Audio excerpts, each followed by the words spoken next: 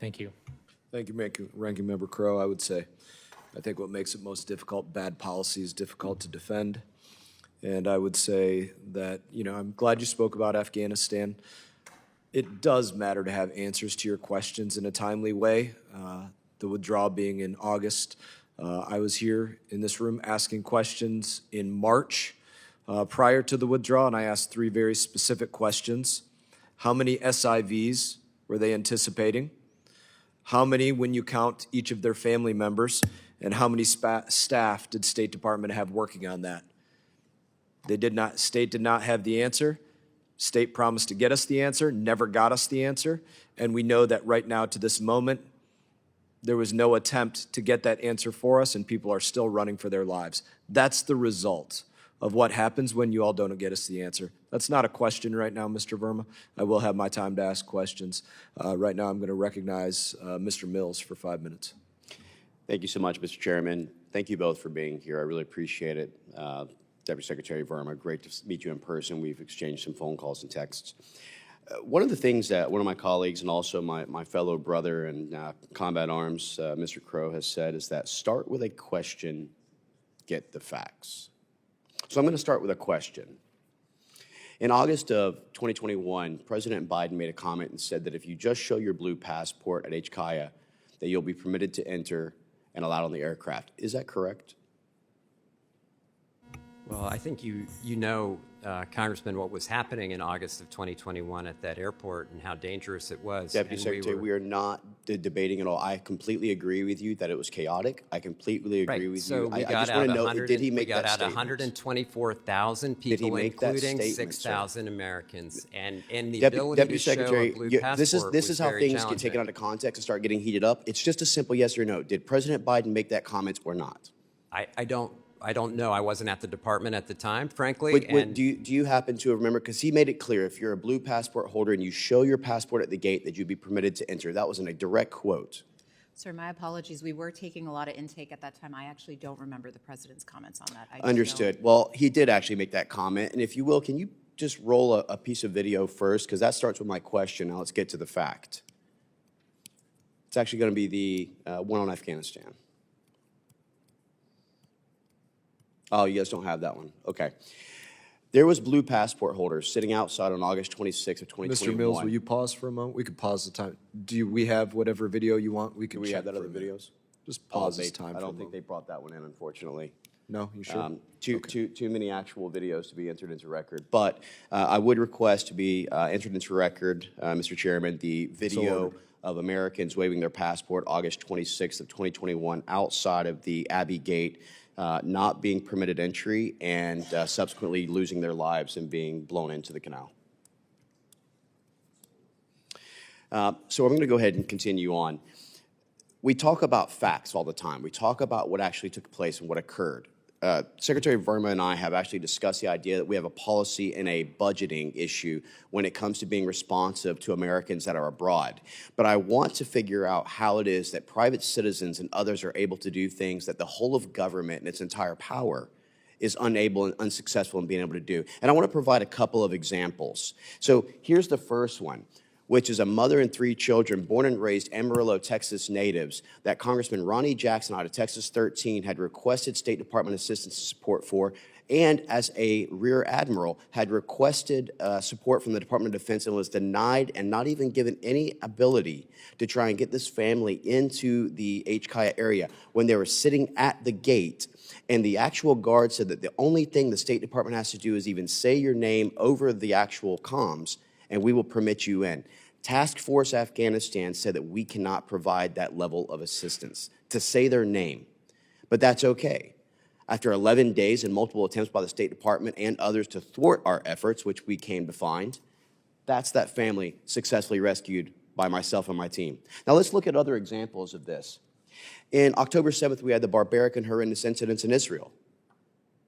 We requested support from the U.S. State Department to help to get charter aircrafts in, even after Germany, the Philippines, and other nations had come in and successfully arranged that through Ben Gurion Airport. Yet, where was the U.S. State Department? Well, I can tell you where I was on October 11th, that I pulled out the first 32 Americans, October 12th, when I pulled out the next 45 Americans, going into Nazareth, Haifa, going into Jerusalem, going into the West Bank, going into other areas of Israel, getting out 255 before the State Department and all its might and all of its finances even got a single charter aircraft.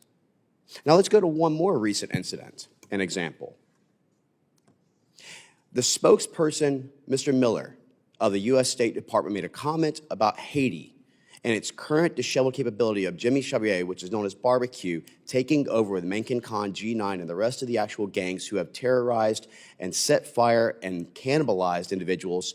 And when requesting support, the spokesman for the State Department said, "We have no plan and or intent to help evacuate and secure Americans." Well, at my own dime and expense, once again, here we go. And here's an example. We'll go ahead and play of what that looks like.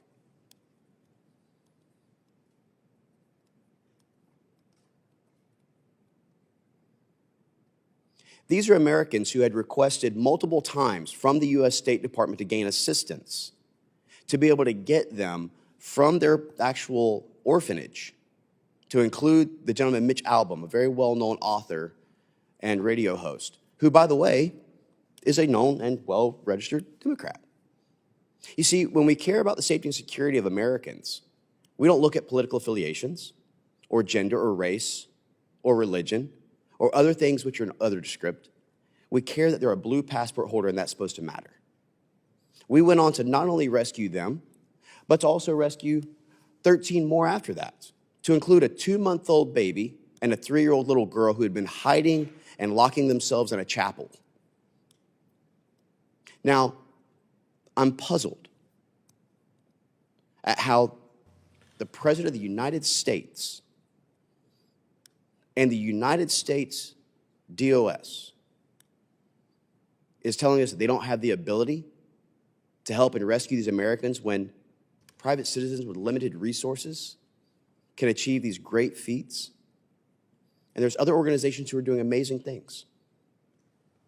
So we can't talk about how the State Department's main objective abroad is to help support and to rescue and to help those abroad in every way, because we've seen time and time again the failures that have occurred. And we see this through the multitude of NEOs that are occurring, through the failed domestic and foreign policies that's leading up to this, to the Americans that are being banned. There's a pattern of abandonment that is existing right now and no confidence in our own government, which is why Americans feel more secure calling private companies than they do actually responding to the U.S. State Department, who does what? Sends them an automatic email and a website.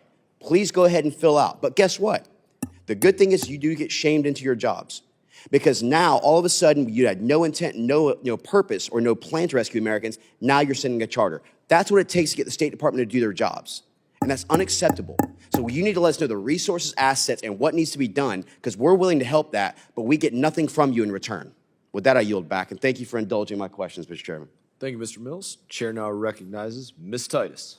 Mr. Chairman, can I respond to that? Or? Certainly, you may. Yeah, look, over the past 12 months, State Department's helped 70,000 Americans, 70,000 around the world, not 1 or 2 or 9 or 10, 70,000. We evacuated 1,200 people. Are you alluding that the 1 or 2 lives don't matter? No, I'm giving you the quantity and scale of what we've done. We took out 1,200 people from Sudan at great risk. Our consular officers. I actually commended you on Sudan. Do you remember this? Mr. I didn't see that. Recognized. I appreciate that. We took out thousands of people, offered up thousands of seats on charter aircraft from Israel. We are taking people out of Haiti. I appreciate what you've done, Congressman, but I think to demean the department the way you do, I think doesn't reflect the reality. But it's not demeaning, it's providing facts. Isn't that what Mr. Crow had just talked about, was posing a question and getting facts? There were people asking and begging for help. These consular officers are doing incredibly heroic work. And I love what the State Department's doing. I admire Mr. them. Mills, hold on a minute.